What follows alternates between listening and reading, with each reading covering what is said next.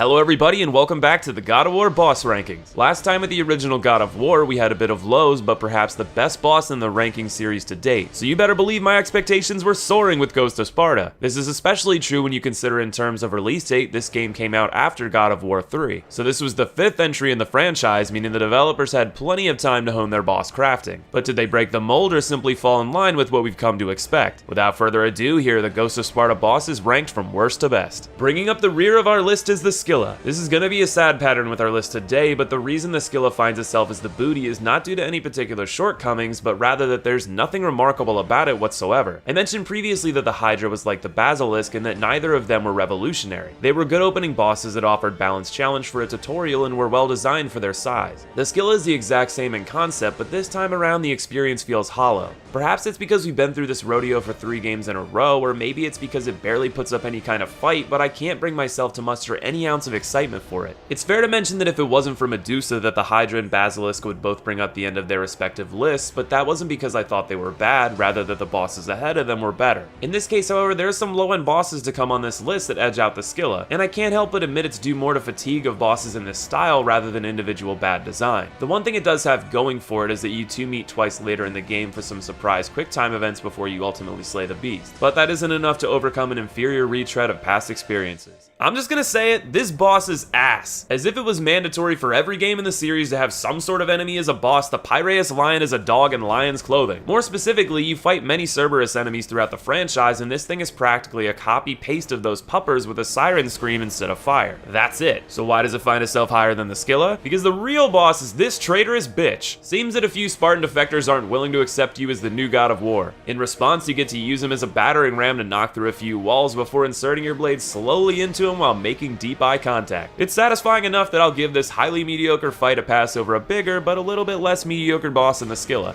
You know, there comes a time in every son's life where he has to hold his mother in his arms while she lies on her deathbed, and she turns into a horrific bloodthirsty monster intent on ending your life instead. In something straight out of Bloodborne, Callisto turns into this thing. I like the effort put into the physical design of the boss, but the fight itself is less than spectacular. It feels like fighting any of the token large beast monsters such as the Minotaurs and isn't an engaging challenge. Even so, it does at least carry some gravity in the story, with your mom being transformed into a monster at the hands of Zeus thanks to a curse that prevented her from ever speaking of what happened to Kratos' brother. As if we needed any more fuel to Kratos' burning hatred for the king of the gods. At this point I want to give some perspective. Without me giving any kind of numerical ranking, it may be hard for you to tell exactly how I feel about a given boss.